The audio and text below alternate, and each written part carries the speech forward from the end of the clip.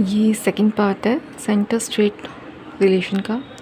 इसमें third topic है आपका parliamentary legislation in the state field.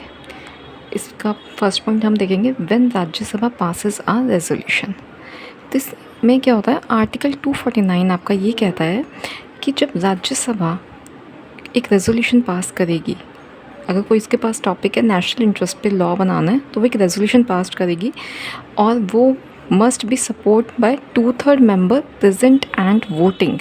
Always remember, वो 2/3 मेंबर के द्वारा होना चाहिए और प्रेजेंट एंड वोटिंग, तब पार्लियामेंट लॉ बनाएगी और वो जो लॉ होगा वो 1 साल तक के लिए वैलिड होगा और वो रिन्यू भी किया जा सकता है।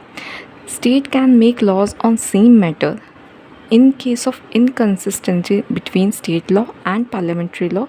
Always parliamentary law will be prevail, right? Second point है during a national emergency।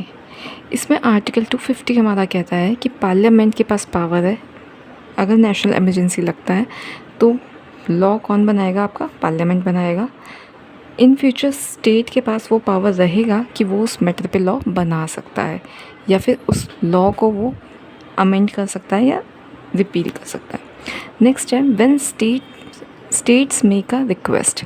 इस केस में क्या आता है, आर्टिकल 252 कहता है कि अगर 2 या 2 से ज़्यादा स्टेट्स वो रेजोल्यूशन पास करती हैं तब जाके पार्लियामेंट लॉ बनाएगा, और ऐसा जो लॉ बनेगा वो अमेंड या रिपील सिर्फ पार्लियामेंट करेगा।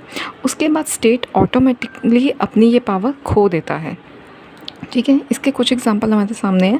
Price competition act 1955, wild life protection act 1972, water prevention and control of pollution act 1974, urban land ceiling and regulation 1976, transplantation of human organ act 1994, right.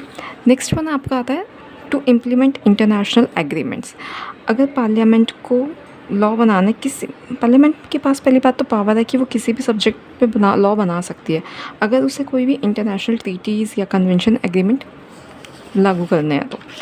Next आपका आता है, इसके कुछ एग्जांपल अगर हम देखेंगे तो United nation privileges and immunities act 1947, Geneva convention act 1960, anti hijacking act 1982।